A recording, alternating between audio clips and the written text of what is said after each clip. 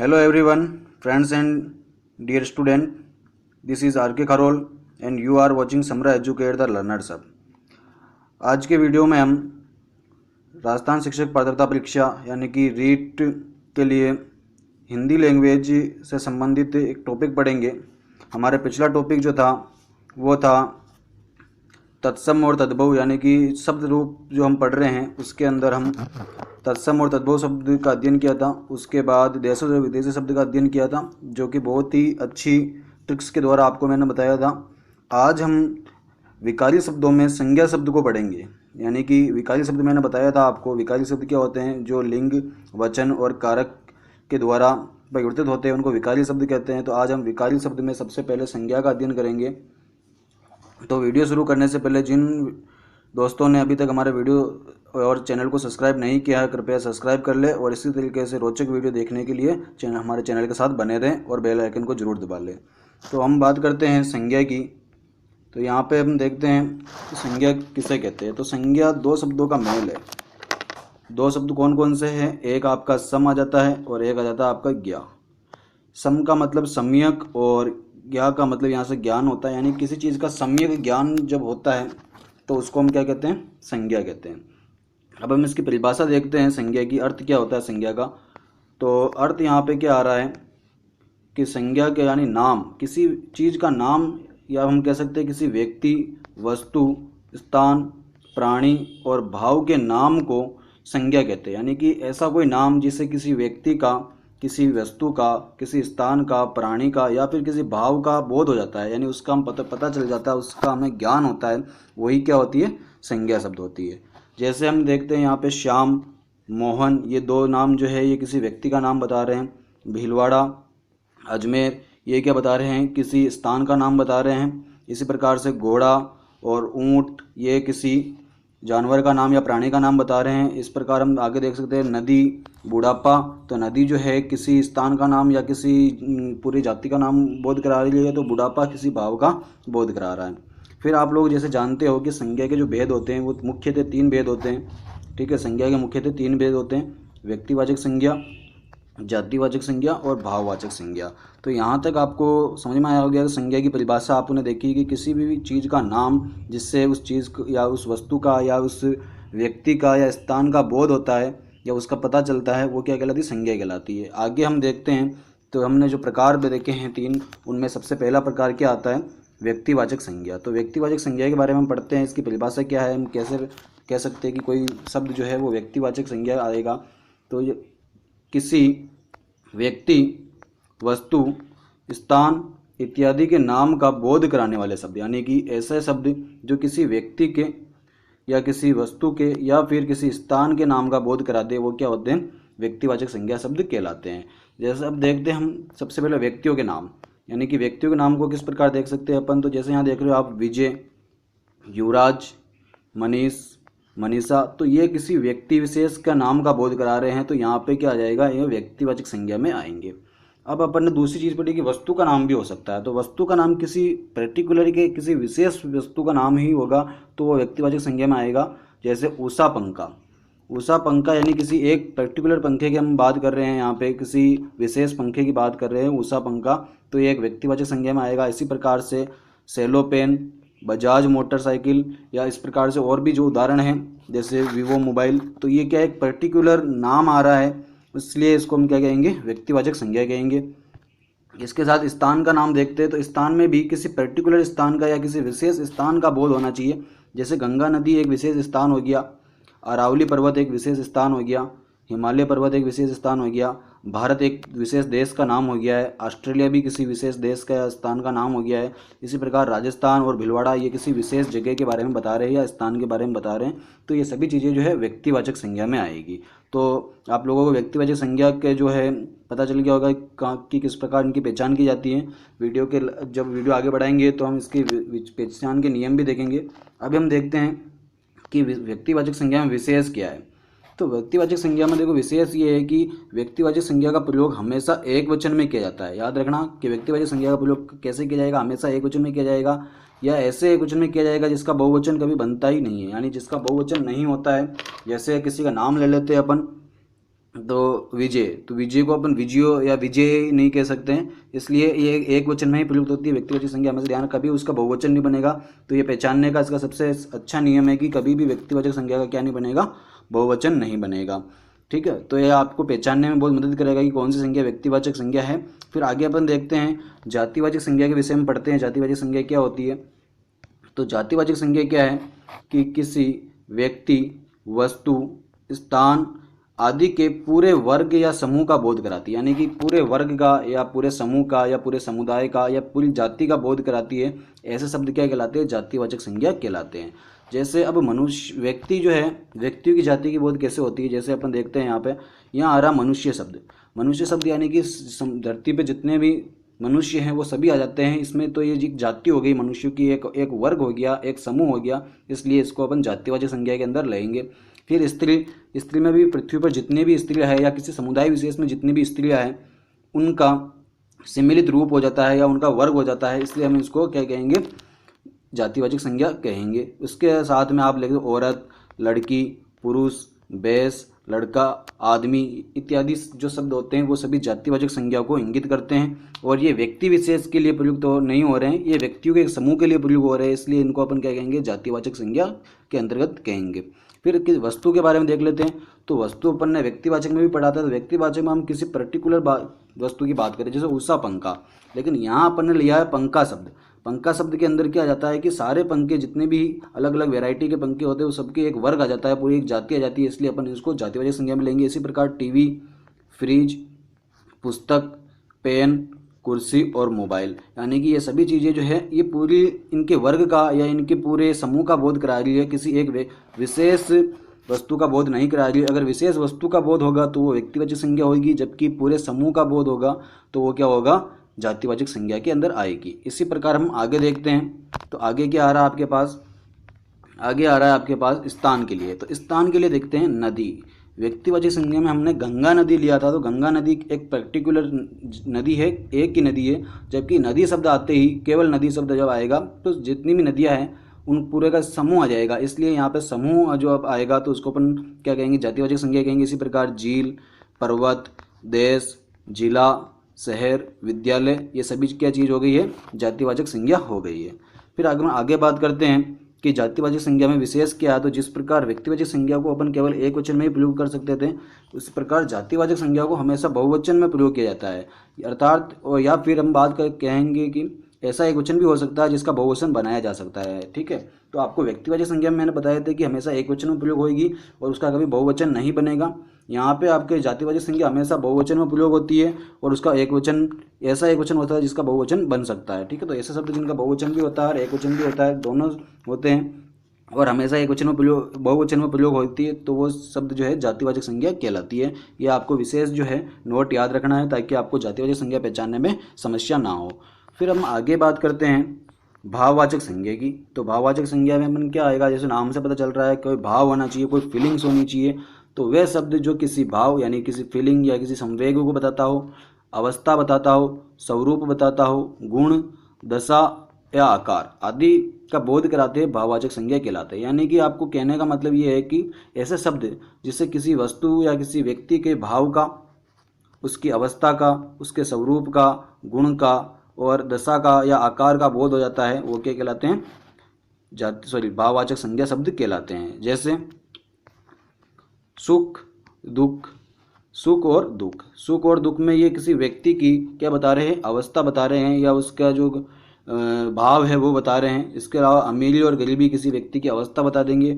बुढ़ापा, मोटापा ये भी किसी की अवस्था बता रहे हैं। जवानी ये भी अवस्था बता रहा है। बचपन अवस्था बता रहा है। दया भाव बता रहा है यहाँ पे।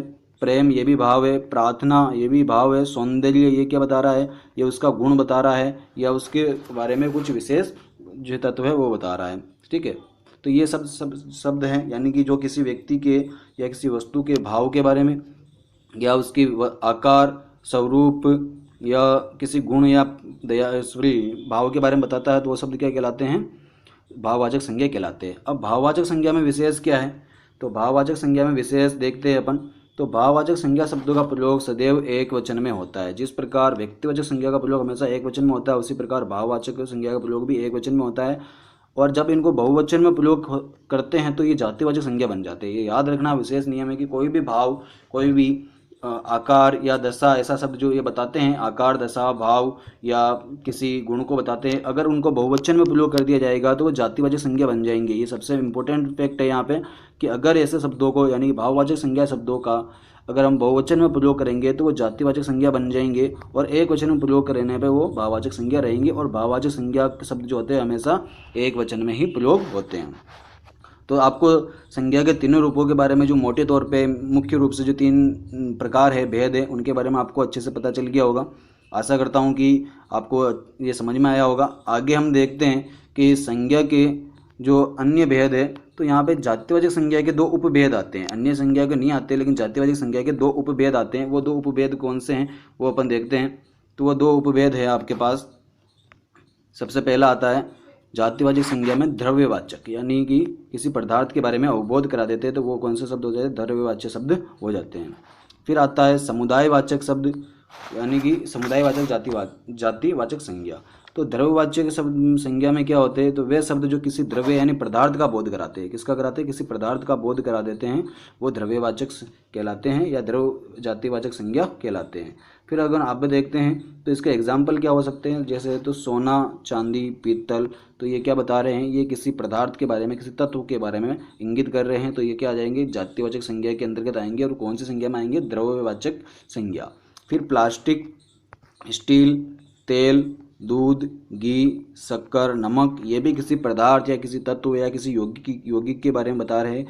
तो कुल मिला के कहने का मतलब है कि ऐसा कोई सा भी शब्द जैसे किसी पदार्थ के बारे में हमें पता चल रहा हो, किसी वस्तु के बारे में हमें पता चल रहा हो, ठीक है, तो वो शब्द क्या हो जाएंगे, द्रव्य जातिवाचक संज्ञा हो जाएगी।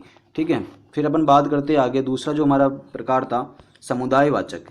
समुदायवाचक में क्या होता है कि समुदायवाचक शब्द वे होते हैं जो किसी समूह या समुदाय का बोध कराते हैं, यानी किसी पूरे वर्ग का बोध कराते हैं।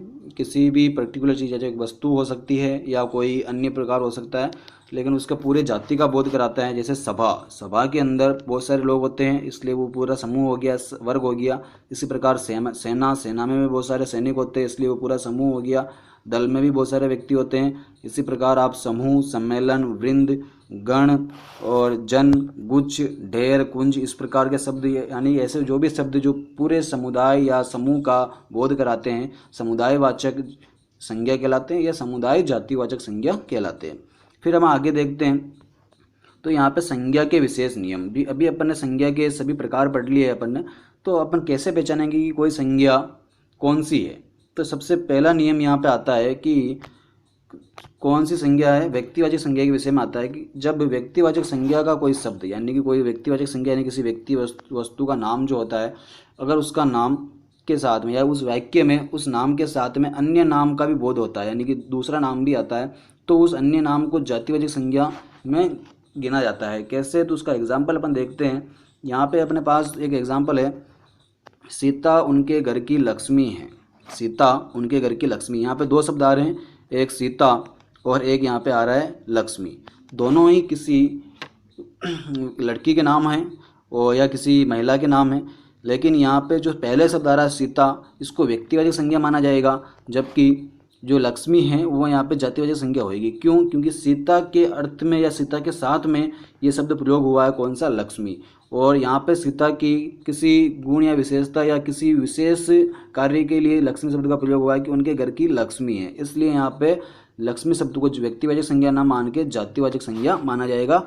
ठीक है। इसी प्रकार हम आगे देखते हैं कि प्रभुदेवा को भारत का माइकल जैक्सन कहा जाता है।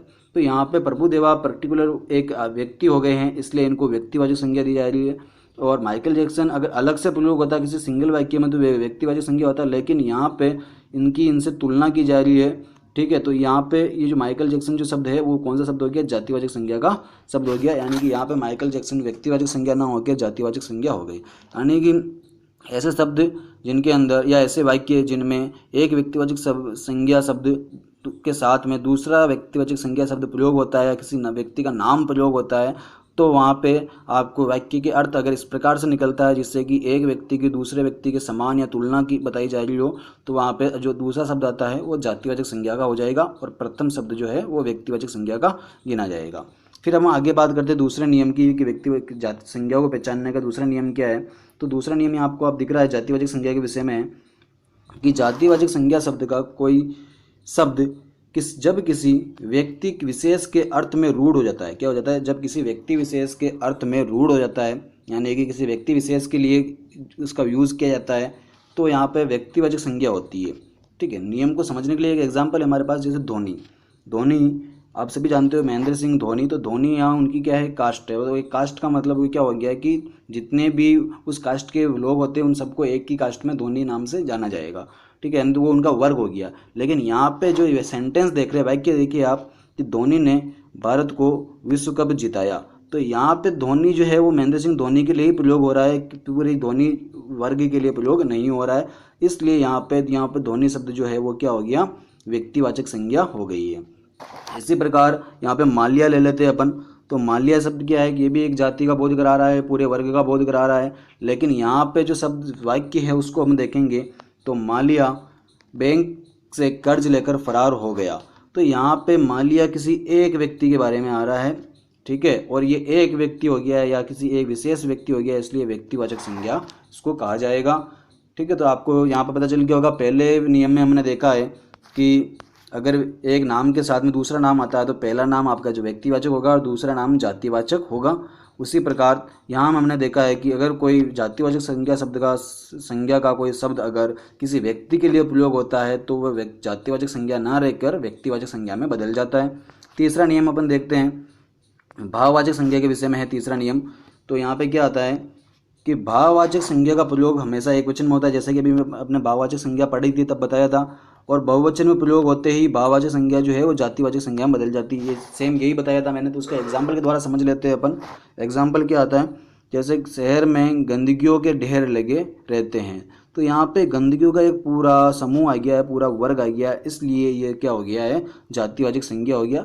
अगर केवल गंदगी आता कि शहर में गंदगी के ढेर लगे रहते हैं तो यहाँ पे क्या हो जाता है, ये भाववाचक संज्ञा आ जाती है। लेकिन यहाँ पे क्या आ रहा है, गंदगियों के ढेर लगे हुए।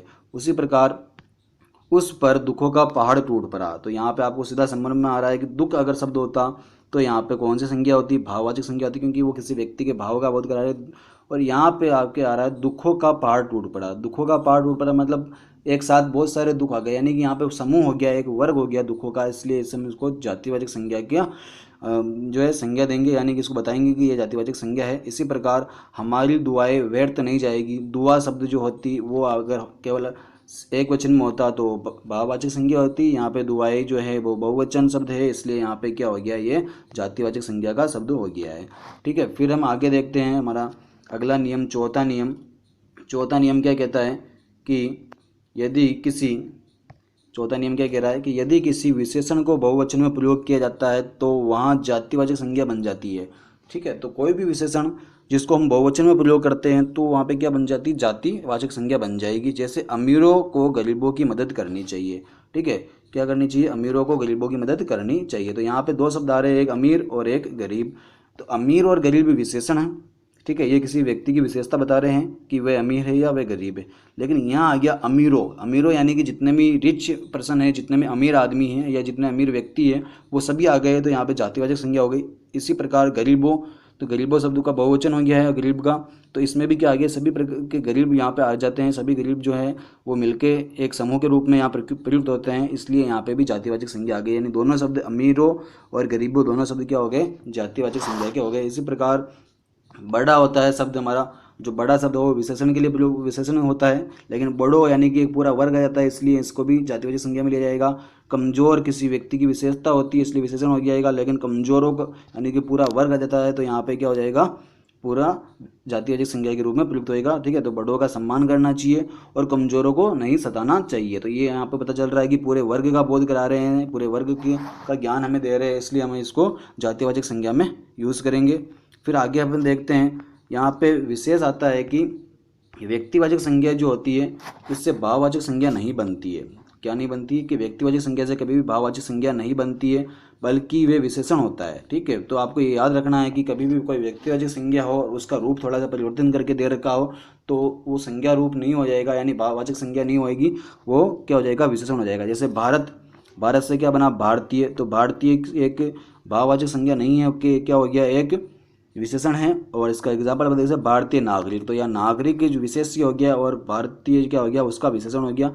इसी प्रकार राजस्थान, तो राजस्थानी पोशाक, ठीक है, कश्मीर तो कश्मीरी पंडित, जयपुर तो जयपुरी जुत्ती, इस प्रकार देख सकते हैं। सांगानेर तो सांगानेरी गेट। तो यहाँ पे ये शब्द, जितने भी शब्द आ रहे हैं इधर आपके, ये क्या है, ये आपके व्यक्तिवाचक संज्ञा है, और ये जितने भी शब्द है ये सारे क्या है, विशेषण है, न कि किसी प्रकार की संज्ञा है। इनका रूप परिवर्तन होने के बाद में ये संज्ञा नहीं रहे हैं और ये विशेषण के रूप में परिवर्तित हो गए हैं। तो आपको ध्यान रखना है कि कभी भी व्यक्तिवाचक संज्ञा से भाववाचक संज्ञा का निर्माण नहीं होता है। तो इस प्रकार आप संज्ञा शब्दों को पहचान सकते हैं कि किस वाक्य में कोई शब्द आ रहा है, अगर वह संज्ञा है तो कौन सी संज्ञा है। एग्जाम में पूछा जाता है बहुत सी बार, शब्द दे दिया जाता है, आपको पूरा वाक्य देके एक शब्द के नीचे अंडरलाइन की जाती है और आपको पूछा जाता है कि ये किस प्रकार की संज्ञा है, व्यक्तिवाचक संज्ञा है कि भाववाचक संज्ञा है या जातिवाचक संज्ञा है। तो आपको ये नियम याद होंगे तो आप आसानी से पहचान कर सकते हो कि कौन सा शब्द किस संज्ञा के अंतर्गत आएगा। फिर अपन आगे बात करते हैं, तो यहाँ पे अपन देखेंगे कि भाववाचक संज्ञा का निर्माण कैसे होता है। ये अभी अपन ने पिछले पॉइंट में अपन ने पढ़ा था कि व्यक्तिवाचक संज्ञा से भाववाचक संज्ञा नहीं बनती है। तो भाववाचक संज्ञा किन किन शब्दों से बनती है तो उसके बारे में अपन पढ़ लेते हैं। तो यहाँ सबसे पहला पॉइंट आ रहा है जातिवाचक संज्ञा से भाववाचक संज्ञा बनाना, या किस प्रकार बनती है। तो देखो, बच्चा शब्द यानी सभी वर्ग के लिए आ रहा है, ठीक है। तो बच्चा से क्या बन रहा है, बचपन, ये भाववाचक संज्ञा है। इसी प्रकार शहर से शहरीय, लड़का से लड़कपन, कुमार से कौमार्य, युवक से यौवन, बंधु से बंधुता या बांधव दोनों हो सकता है, बाल से बालपन, पिता से पितृत्व, खेत से खेती, और हिंदू से हिंदुत्व, दास से दादसा, ठाकुर से ठकुराई, शिष्य से शिष्यत्व। और आगे अपन देखते हैं, गुरु से गुरुत्व या गुरुता दोनों शब्द बनते हैं, ईश्वर से ऐश्वर्य बनता है, और शिशु से शैशव या शिशुता शब्द बनते हैं। तो ये शब्द जो हैं, इधर वाले जो शब्द हैं, ये ब्लैक कलर में लिखे हुए जो हैं, ये क्या है, जातिवाचक संज्ञा का बोध करा रहे हैं ये वाले शब्द। और ये वाले शब्द जो हैं, ये आपके किसका बोध करा रहे हैं, ये आपके भाववाचक संज्ञा का प्रयोग करा रहे हैं, बोध करा रहे हैं। तो आपको पता चला होगा कि जातिवाचक संज्ञा से भाववाचक संज्ञा बनाई जा सकती है, उनमें से थोड़ा सा परिवर्तन करके, प्रत्यय लगा के या किसी थोड़ा सा आंतरिक परिवर्तन के द्वारा हम इनको क्या कर सकते हैं, भाववाचक संज्ञा बना सकते हैं। फिर अपन आगे देखते हैं, तो सर्वनाम से क्या बनती है, भाववाचक संज्ञा बनती है। सर्वनाम से भाववाचक संज्ञा कैसे बनती है, तो यहाँ पर देखिए अपन, इसमें कुछ ही शब्द है, ज़्यादा शब्द नहीं है, याद रखने आसानी से याद रह सकते हैं कि अपना से क्या बनेगा, अपनापन या अपनत्व, सिंपल है, याद रख सकते हैं, दो शब्द बन सकते हैं, अपनापन या अपनत्व। निज से क्या बनेगा, निजता। सर्व से क्या बनेगा, सर्वस्व, ठीक है। फिर आत्म से क्या बनेगा, आत्मीय, और मम से बनेगा ममत्व या ममता, ठीक है। तो ये आपको सिंपल याद रखना, सर्वनाम से कुछ 5 शब्द है, 5 शब्दों से ही क्या बनते हैं, सर्वनाम के भाववाचक संज्ञा बनती है, तो आपको आसानी से याद रह सकते हैं। फिर हम बात करते हैं विशेषण से, तो विशेषण से वही बताया था मैंने आपको अभी कि विशेषण से किस प्रकार बनाएंगे। तो बूढ़ा, बूढ़ा क्या है, कि विशेषण है, और उसके अंदर अगर अपन आपा प्रत्यय जोड़ देते हैं तो बुढ़ापा जो हो जाता है, बुढ़ापा क्या हो गया, ये भाववाचक संज्ञा हो गया। इसी प्रकार अमीर से अमीरी, मोटा से मोटापा, छोटा से छुटपन, गरीब से गरीबी, कृत्रिम से कृत्रिमता, मूर्ख से मूर्खता, और धीर से धीर्यता, धीरता या धैर्य। याद रखना आपको, धीर से क्या बनेगा, धीरता या धैर्य, एक से एकता, और तीव्र से तीव्रता। तो ये शब्द जो है, इधर वाले शब्द आपके क्या है, विशेषण हैं, जो ब्लैक कलर में हैं वो सारे शब्द क्या है, विशेषण हैं। जबकि इधर वाले शब्द जो आ रहे हैं, ये आपके, ये शब्द कौन से हैं, ये आपके भाववाचक संज्ञा है, जो कि इन विशेषणों से बनती है। तो विशेषण से भी भाववाचक संज्ञा बनाई जाती है। तो आपको याद रखना, कभी पूछ ले कि कौन सा भाववाचक संज्ञा या कौन सी भाववाचक संज्ञा है जिसका निर्माण विशेषण से हुआ है, तो आपको विशेषण पता होना चाहिए कौन कौन से शब्द विशेषण होते हैं, ठीक है। फिर हम आगे देखते हैं, क्रिया के द्वारा। क्रिया के द्वारा सबसे इंपॉर्टेंट चीज़ है, बहुत सारी क्रियाएं होती है लगभग, और सभी क्रियाओं से अपन भाववाचक संज्ञा बना सकते हैं। यहाँ अपन सबसे पहले देखते हैं पढ़ना। पढ़ना से क्या शब्द बना है, पढ़ाई बना है। इसी प्रकार लिखना से लिखाई बना है, चुनना से चुनाव बना है, हंसना से हंसी बना है, झगड़ना से झगड़ा बन रहा है, घबराना से क्या बन रहा है, घबराहट, घबराना से क्या बन रहा है, घबराहट, रोना से रुलाई बन रहा है, चढ़ना से चढ़ाई बनेगा, खींचना से खिंचाव बनेगा। फिर अपन आगे देखते हैं, तो बेचना से बिकाऊ बनेगा, और कमाना से कमाऊ बनेगा, ठीक है। फिर उसी प्रकार आपका ऊपर जो शब्द आ रहा था कि गिनना, गिनना जो है क्रिया है, उससे कौन सा शब्द बनता है, तो उनसे भाववाचक संज्ञा बनती है गिनती। उबालना से उबाल बनेगा, मुस्कुराना से मुस्कुराहट बनेगा, ये भी आपका भाववाचक संज्ञा आ जाएगी। कटना और काटना, दोनों शब्दों का आपको अंतर याद रखना है। कटना और काटना में क्या बनता है, कटना से तो कटाव बनेगा, यानी किसी से कटाव होना, तो भाव बता रहा है, और काटना क्या हो जाएगा, कटाई आ जाएगी। दोनों शब्द आपके लिए इंपॉर्टेंट है, इसका ध्यान रखना है आपको विशेषकर। फिर हम आगे देखते हैं, तो आगे हारना से हार बन जाएगा, कातना से कताई, और कसना से कसावट, ये भी आपको याद रखना है। कातना से क्या बनेगा, कटाई बनेगी, कसना से कटावट कसावट बनेगा, गर्जना से गर्जन, मिलना से मेल, और गुर्राना से गुर्राहट बनेगी। तो इस प्रकार हमने देखा है कि हमने क्रिया के द्वारा भाववाचक संज्ञा का निर्माण किस प्रकार कर सकते हैं। तो इनमें कुछ प्रत्यय लगाने होते हैं, जब हम प्रत्यय पढ़ेंगे तब उसके बारे में बात करेंगे। तो जैसे परिणाम में आई प्रत्यय लगने से थोड़ा सा रूप चेंज हो जाएगा, इसका ना का लोप होता है, जो मूल क्रिया होती है उसमें ना का लोप होने के बाद में उसमें जो आई जुड़ जाएगा। इसी प्रकार लिखना में भी यही है। चुनना जो है उसमें आव लगता है, तो जो आपका ना का लोप होके जितनी भी क्रिया से भाववाचक संज्ञा बनती है उनमें मूल क्रिया का जो ना शब्द होता है, जैसे पढ़ना, लिखना, चुनना, झगड़ना, इनमें आपके ना का लोप होता है, यानी कि ये गायब हो जाते हैं, ये वहाँ से हट जाते हैं, और उसके बाद में आपका प्रत्यय इसमें जुड़ता है। तो इस प्रकार अपन देख सकते हैं कि हमने क्या क्या बात की कि भाववाचक संज्ञा किस प्रकार बनाई जा सकती है। उसके अलावा अपन ने बात की कि किसी भी वाक्य में कोई संज्ञा शब्द आ रहा है तो हम उसको किस प्रकार पहचान कर सकते हैं। और इससे पहले अपन ने संज्ञा के सभी प्रकार के जो प्रकार हैं उनका अध्ययन किया था और उनको समझने की कोशिश की थी। फ्रेंड्स, ये जो वीडियो है रीट लेवल 1 और लेवल 2 के विद्यार्थियों के लिए हैं, जो कि आने वाले एग्ज़ाम में हिंदी भाषा को लेने वाले हैं लैंग्वेज फर्स्ट और लैंग्वेज 2 के रूप में। तो आशा करता हूँ कि ये वीडियो आपको पसंद आया होगा, और आने वाले एग्ज़ाम के लिए रीट एग्ज़ाम, साथ ही साथ पटवारी और राजस्थान हाई कोर्ट के जो ग्रुप डी, और अभी जो वैकेंसी निकली है फ़िलहाल में, जो जेजी जूनियर जुडिशियल असिस्टेंट या एलडीसी जिसे कह रहे हैं, वो जो वैकेंसी निकली उन सभी के लिए हिंदी लैंग्वेज के लिए वीडियो बहुत इंपॉर्टेंट है, क्योंकि रीट के अलावा भी। तो आप सभी को आशा करता हूँ कि ये वीडियो पसंद आया होगा, और इसी प्रकार के वीडियो और देखने के लिए आप हमें सब्सक्राइब करें तथा हमारे चैनल को के बेल आइकन को जरूर दबा दें, ताकि सभी प्रकार के लेटेस्ट वीडियो आपको मिलते रहे। साथ ही साथ आप वीडियो को शेयर जरूर करें, ताकि ज़्यादा से ज़्यादा ये लोगों के पास पहुंच सके। और अगर आपको वीडियो पसंद आते हैं तो आप लाइक कर सकते हैं वीडियो के। साथ ही अगर आपको किसी प्रकार की कोई समस्या है तो कमेंट बॉक्स में कमेंट करके हमसे किसी प्रकार का सवाल पूछ सकते हैं। तो दोस्तों, आशा करता हूँ इसी आशा के साथ में कि आप हमारे वीडियो को पसंद करते होंगे। ठीक, थैंक्स फॉर वॉचिंग मी।